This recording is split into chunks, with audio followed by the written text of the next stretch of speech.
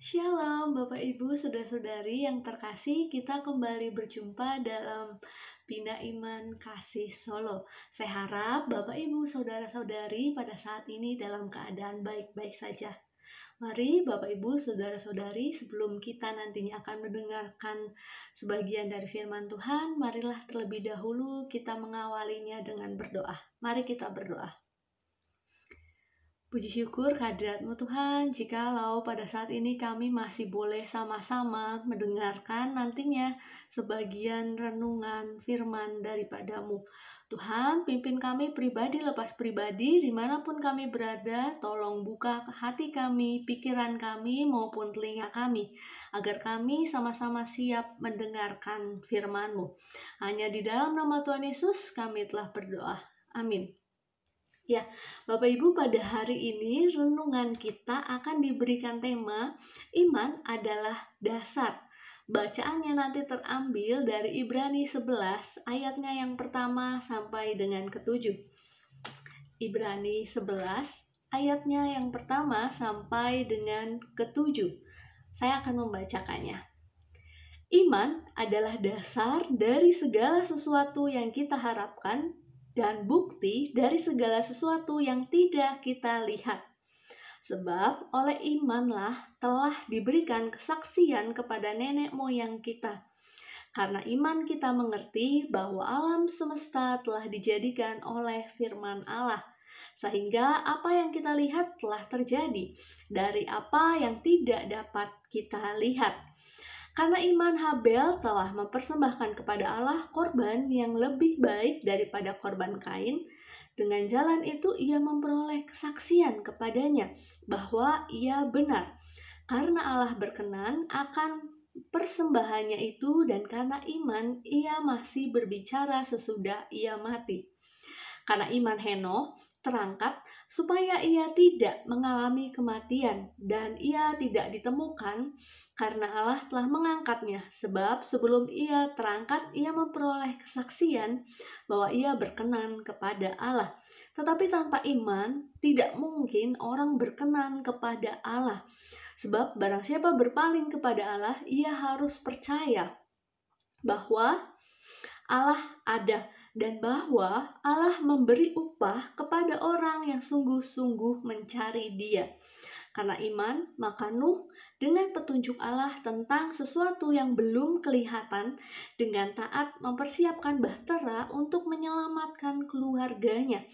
Dan karena iman itu ia menghukum dunia, dan ia ditentukan untuk menerima kebenaran sesuai dengan imannya.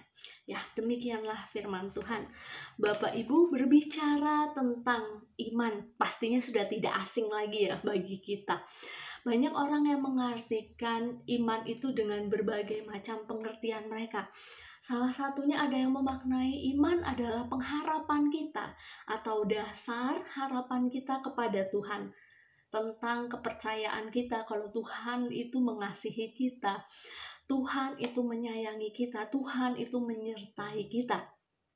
Namun, kadangkala ketika kita membahas soal iman, entah itu di gereja, entah itu di persekutuan rumah tangga, ataupun di mana-mana, biasanya akan muncul pertanyaan, bagaimana ya cara atau tolak ukur saya mengetahui kalau iman saya nih sudah benar? Atau bagaimana ya cara supaya saya mengetahui kalau iman saya ini sudah teguh kepada Tuhan? Berbagai macam pertanyaan seperti itu tentunya tidak salah ya Bapak Ibu ketika muncul dari benak kita pribadi lepas pribadi. Bapak Ibu berbicara soal pengharapan dan harapan, saya jadi teringat dengan suatu kisah lagi ketika saya kecil dahulu tentang 3 babi kecil dan serigala. Mungkin Bapak Ibu pun pernah mendengarkan kisah ini ya. Kisah ini sangat fenomenal ketika saya kecil dahulu, sering banget diceritakan dan bahkan ada buku ceritanya sendiri. Ada 3 ekor babi kecil yang membangun tempat perlindungannya atau rumahnya masing-masing. Babi yang pertama membangun rumahnya dari tumpukan jerami. Tentu ia berharap dengan rumahnya tersebut dia akan terlindungi. Dari rumahnya tersebut ia akan menjadi aman. Tapi suatu saat datanglah seekor serigala yang sangat kelaparan dan ia menemukan rumah babi kecil tersebut yang pertama tadi yang terbuat dari jerami. Maka serigala yang kelaparan ini pun segera menghembuskan nafasnya dan menghancurkan rumah si babi kecil yang pertama tadi. Jelas ya Bapak Ibu ya, rumah yang terbangun dari jerami ketika ditimpa oleh angin yang kencang ya tentu hancur. Oleh sebab itu babi yang pertama pun menjadi cemas, menjadi khawatir. Ia pun berlari sekuat tenaga untuk menghindari sang serigala tadi. Dengan ketakutannya ia berlari dan menemukan rumah saudaranya yang kedua. Rumah tersebut terbuat dari kayu. Tentu ia merasa, oh saya sudah aman. Saya bertemu dengan saudara saya dan saya melihat rumahnya lebih aman dibanding rumah saya yang dari jerami tadi. Itulah mungkin kalau bisa dibahasakan harapan babi pertama tadi, babi kecil pertama tadi. Ia merasa sudah aman. Tapi ternyata Bapak Ibu ketika serigala menemukan rumah kedua tersebut, ia pun pasti akan memuaskan rasa laparnya. Apalagi melihat sudah ada 2 babi di hadapannya. Maka ia pun kembali meniupkan udara dari mulutnya untuk merubuhkan rumah tersebut. Tentu mungkin butuh effort yang lebih dibandingkan tiupan dari rumah pertama tadi yang langsung jatuh. Namun effortnya tersebut membuahkan hasil Bapak Ibu ya. Rumah dari kayu tersebut pun tetap hancur dan rubuh. Sehingga kedua babi tersebut pun menjadi ketakutan kembali dan berlari kembali untuk menghindari sang serigala. Sampai akhirnya mereka tiba di rumah babi yang ketiga, saudara mereka yang ketiga, dan mereka pun masuk ke dalam rumah itu dengan harapan yang sama tentunya. Untuk berlindung, untuk selamat, untuk terhindar dari serangan serigala tadi. Harapan mereka pun tentu di rumah yang ketiga ini membuahkan hasil. Karena apa Bapak Ibu?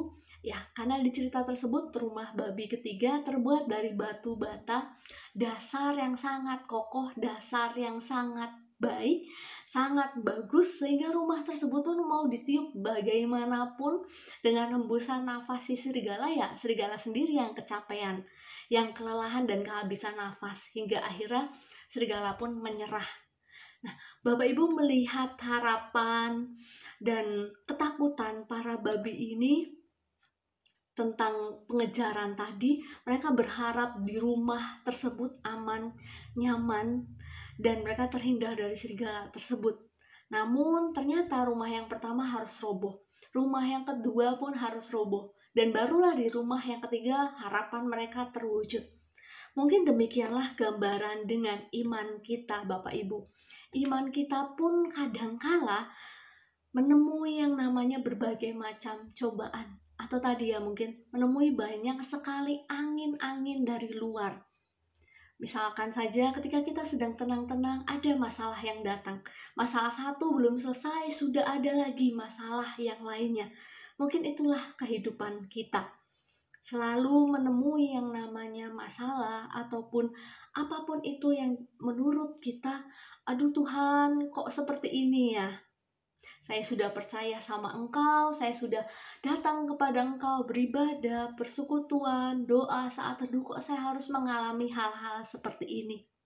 Nah, Bapak Ibu ternyata iman itu juga harus dibangun dengan dasar yang tepat. Tidak melulu kita bangun iman kita dengan dasar kepercayaan, ya sudah saya sudah menjadi Kristen, saya sudah percaya dengan Tuhan, ya sudah saya aman, gak akan ada masalah. Tidak demikian ya Bapak Ibu dengan iman. Dalam bacaan kita di Ibrani tadi, iman digambarkan sebagai segala sesuatu yang kita harapkan dan bukti dari segala sesuatu yang belum atau tidak kita lihat. Atau dengan kata lain, iman ini adalah suatu hal yang memampukan manusia untuk berpegang dan berharap pada dasar kasih Kristus. Apa yang sudah kita alami, kasih Kristus yang sudah kita alami, yaitulah pegangan kita. Harapan kita untuk tetap percaya kepada Tuhan. Dan bahkan dalam bacaan kita selanjutnya banyak sekali bukti-bukti, contoh-contoh tokoh-tokoh Alkitab pada saat itu yang membuktikan imannya tetap teguh kepada Tuhan. Walaupun mereka sendiri pun mungkin belum melihat buktinya. Contohnya saja yang paling mudah, Nuh. Nuh belum melihat buktinya kan Bapak Ibu akan ada air bah yang datang.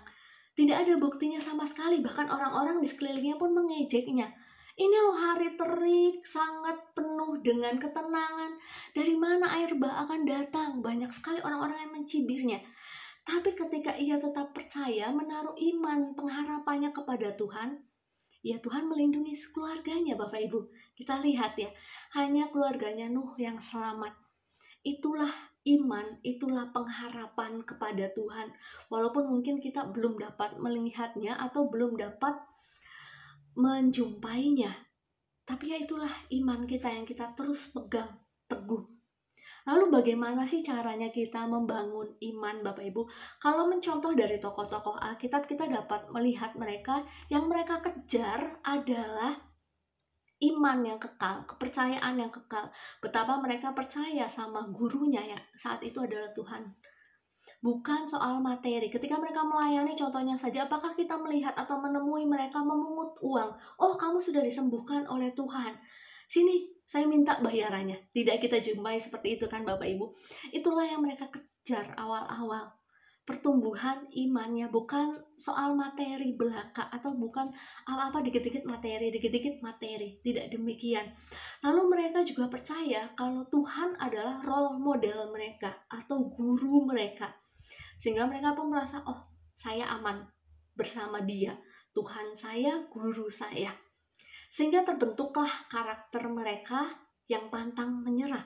Diperhadapkan dengan apapun, ketika mereka melihat guru mereka mampu menyelamatkan mereka, ada bersama-sama dengan mereka, ya terbentuklah karakter mereka, terbentuklah iman mereka.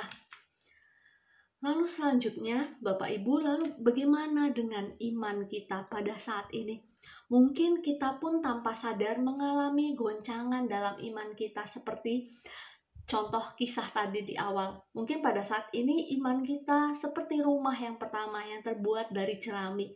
Mudah sekali digoyahkan ketika ada angin masalah datang dalam kehidupan kita. Kita langsung marah-marah, kita langsung menghakimi Tuhan. Oh Tuhan, kamu tidak sayang sama saya. Saya sudah beribadah, saya sudah datang berdoa, tapi kok saya mengalami masalah demikian Tuhan. Mungkin iman kita posisinya saat ini sedang berada seperti rumah jerami tersebut. Atau mungkin iman kita posisinya sedang di rumah yang kedua tadi, rumah yang terbuat dari kayu. Mungkin sekali masalah tidak apa-apa, 2 kali masalah tidak apa-apa. Namun ketika masalahnya datang bertubi-tubi, contohnya saja misalkan kita sudah ada masalah di pekerjaan, keluarga kita, ekonomi kita, tiba-tiba ada pandemi yang datang, yang memporak-porandakan bahkan seluruh dunia. Semakin diuji lagi iman kita ya Bapak Ibu ya. Semakin kita merasa, ya ampun Tuhan, ini masalah satu belum selesai, kok datang lagi. Dan ujung-ujungnya mungkin ada beberapa orang yang imannya runtuh oleh karena berbagai macam masalah tersebut. Atau bahkan iman kita sudah berada di posisi rumah ketiga tadi, dibangun dengan dasar yang tepat, dasar yang sangat kokoh, sehingga diuji coba apapun itu tidak akan goyah sama sekali. Bersyukurlah kita ketika iman kita sudah berada di posisi atau dasar yang tepat, mengandalkan Tuhan. Walaupun apapun cobaan dalam hidup kita, tapi ketika iman kita sudah kokoh, ya kita tidak akan goyah sedikit pun, kita tidak akan roboh sedikit pun. Ya, kita sama-sama belajar ya Bapak Ibu, saudara-saudari sekalian, kita sama-sama membangun iman kita. Mungkin saat ini iman kita berada di posisi rumah jerami tadi, ya tidak apa-apa. Kita belajar sedikit demi sedikit membangun iman kita tadi menjadi level up, level yang lebih maju lagi, menjadi lebih kuat lagi, lebih kokoh lagi, sampai akhirnya pondasinya sangat kuat dan tidak mudah digoyahkan. Apapun uji cobanya itu, apapun masalah, penderitaan, bahkan kedukaan atau apapun itu, iman kita akan tetap kokoh dan kita akan tetap percaya, ya Tuhan tetap melindungi saya, Tuhan tetap menolong saya. Kita sama-sama belajar, memperbaiki, mengkoreksi terus-menerus iman kita, supaya hidup kita di dunia ini akan terus berkembang, akan terus membuahkan buah-buah yang sangat baik, yang sangat manis di hadapan Tuhan. Semoga hidup kita akan selalu juga dilindungi sama Tuhan dengan iman yang terus menjadi dasar kepercayaan kita kepada Tuhan. Tuhan Yesus memberkati kita semua. Amin. Mari kita tutup renungan Bina Iman kita pada hari ini di dalam doa. Marilah kita berdoa. Terima kasih Tuhan, jikalau tadi dalam renungan firman-Mu kami sama-sama diingatkan betapa pentingnya iman, pengharapan, kepercayaan kami kepada Engkau. Walaupun mungkin segala sesuatunya belum kami lihat pada saat ini Tuhan, namun kami yakin dan percaya segala rancangan-Mu adalah rancangan yang terbaik bagi kami. Tangan-Mu tidak akan pernah terlambat juga untuk menolong kami Tuhan. Kami serahkan seluruh kehidupan kami ke dalam tangan-Mu Tuhan, baik hari ini, esok, dan seterusnya.